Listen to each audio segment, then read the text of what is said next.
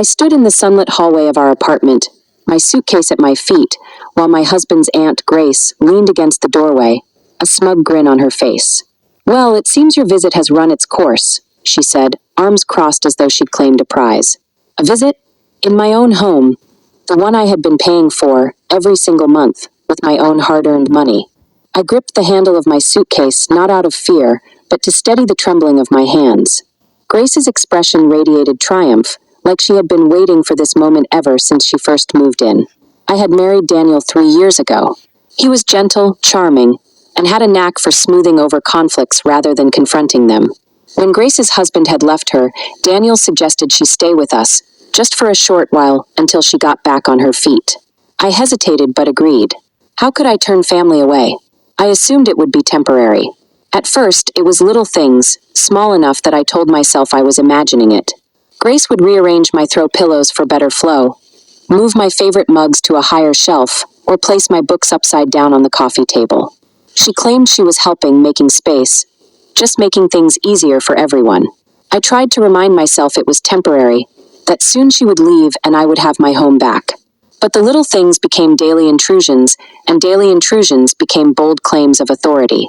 She began labeling the kitchen drawers and cabinets as though she had always owned the place. Every utensil, every spice jar, every pan seemed to be under her scrutiny. She even invited friends over for tea and coffee, filling the apartment with chatter and laughter while I hid in the bedroom, pretending to work. I would peek out from behind my laptop and see her guiding her guests through my living room, pointing at my furniture as if she had designed it herself. She laughed at my rugs, remarked on my curtains, suggested that the couch should face the other way. Every comment, every laugh, was a tiny invasion, an assertion of ownership. I tried to speak up.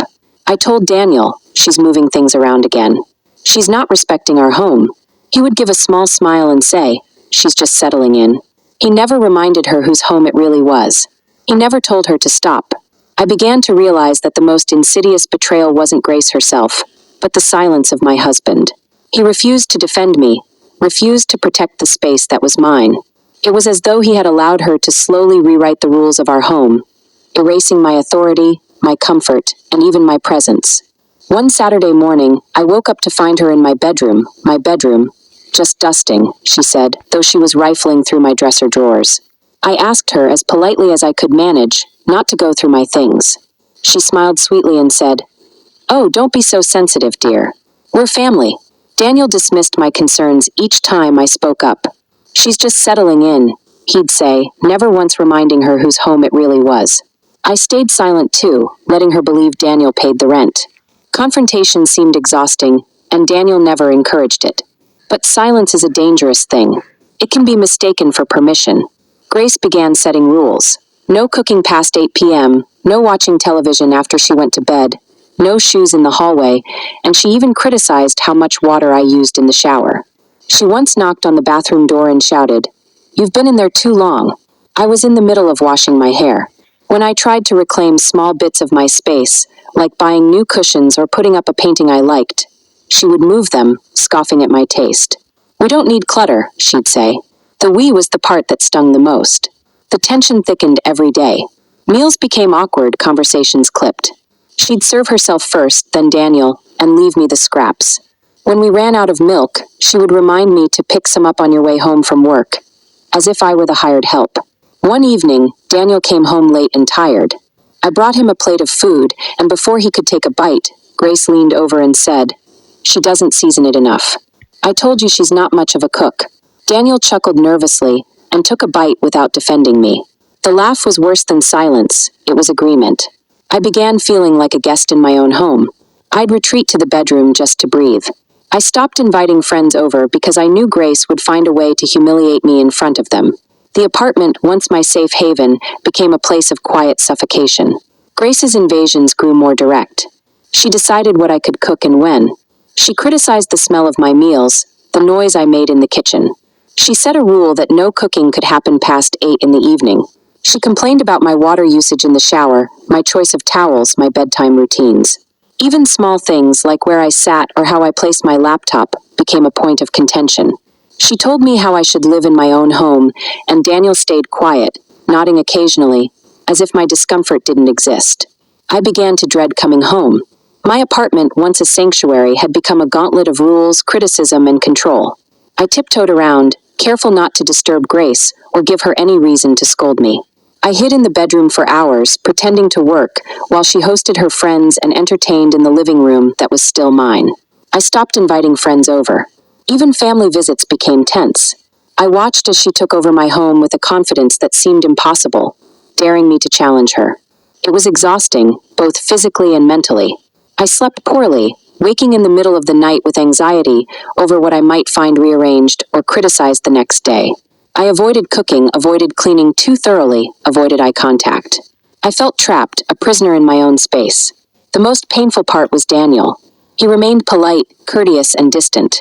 Every time I expressed discomfort, he would smile, maybe brush his fingers through his hair, and say, "She's family. You have to be patient. It's only temporary." Temporary.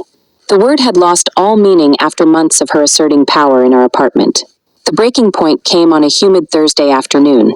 I returned from running errands to find my coat, my work bag, my shoes neatly arranged next to a packed suitcase in the hallway. My suitcase. Grace was standing tall, her lips curled in a triumphant smile. "I've spoken with Daniel," she said in that sweet, syrupy tone that made my teeth ache. "We agree it's best for you to leave. It'll be easier for everyone." I blinked at her. "For everyone?" She clarified with false cheer. "You'll be more comfortable somewhere else.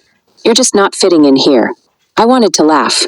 My own apartment, the one I signed the lease for, the one I paid for every month, and she was kicking me out. But I didn't laugh. I didn't argue. I merely picked up my suitcase handle and nodded slowly. Grace thought she'd won, but she had no idea. Not yet. I spent the next days planning carefully, covering every detail. No paper trail she could get her hands on. No emails, no automatic bank withdrawals that she might overhear. As far as I was concerned, life would go on as usual, right up until the moment it didn't. I found a new apartment, modest but mine. Somewhere no one could rearrange my things, no one could tell me who could visit. I started scrolling through listings late at night. Most were either too far from work or over my budget, but I didn't mind. Every photo clicked felt like a step toward freedom. I visited several apartments, finally settling on one that felt like mine. It wasn't lavish, but the walls were mine to paint, the windows mine to open, the kitchen mine to cook in. I signed the lease in secret, every detail carefully hidden from Grace and Daniel. I had 30 days before I needed to move, and I planned to use every single one to make sure my exit and their downfall went exactly as I wanted. 2 weeks later, the timing was perfect. I hadn't returned to the old apartment since Grace had kicked me out, but I needed to pick up some mail. When I walked into the building, I could hear voices even before I reached the door. Laughter, clinking glasses, the faint smell of baking drifted into the hallway. Grace was hosting guests, just like she always did, flaunting her temporary triumph. I almost laughed at the scene. She had gone all out, the living room full of people, the coffee table covered in snacks and wine glasses, and there she was in the center, smiling and talking as if she owned everything. I picked up my mail, and without glancing at Grace, casually mentioned to one of her guests, "By the way, the lease ends next week." New tenants move in immediately after. The room shifted instantly. Conversations halted mid-sentence, whispers started, guests exchanged glances, and Grace's smile faltered. She tried to maintain composure, laughing nervously, insisting, "This is Daniel's place. We're not going anywhere." I looked directly at her, calm and collected. "It's not Daniel's place. It's mine. The lease is in my name only." Her eyes widened, her mouth opened, then closed again. The room filled with murmurs, curiosity spreading like wildfire. I tucked my mail under my arm and left, leaving Grace surrounded by stunned guests, her claim to my home evaporating before their eyes. The next morning, the phone rang incessantly. Daniel first, then Grace, then Daniel again. They called, texted, pleaded. Daniel's voice was tight, desperate. "We can start over," he said. "We can fix this. Please, just come home." I didn't answer. I let them scramble in confusion and panic. Friends heard Grace's frantic messages, her calls for help, her pleas for temporary arrangements. Meanwhile, I moved into my new apartment, unpacked slowly, placing every item exactly as I wanted. The couch faced the window so I could watch the street below. The desk sat by the balcony door to catch sunlight. Every inch of the space felt like mine for the first time in months. Weeks passed. Daniel's calls became desperate, Grace's texts frantic. I ignored them all. They had created this chaos, now they lived with it. I imagined Grace packing in haste, realizing she had no choice but to leave. Daniel's regret was palpable, though I didn't need to witness it. My freedom, my space, my peace, finally mine. Life settled into calm, steady rhythm. No interference, no control, no constant monitoring. I drank coffee in my own mug without commentary. I watched TV late into the night. I moved freely without fear of judgment. And finally, I felt a quiet satisfaction that only comes from reclaiming what is yours and watching those who tried to take it fail on their own terms. Months later, scrolling through old Facebook memories, a post reminded me of that day, of the suitcase in the hallway. Back then, I had been holding back a storm of emotions. Reading it now, I smirked. It wasn't the tight, forced smile I'd worn that day. It was real, the kind that comes when you know you didn't just walk away. You walked away on your own terms. I blocked both Grace and Daniel from my social media. No anger remained, no resentment. Just peace.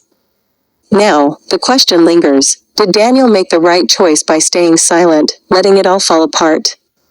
Or should he have tried to fix what his family had broken? Or was the wife wrong in her decision? Leave your thoughts in the comments, and if you love stories like this, subscribe and hit the notification bell so you won't miss the next one.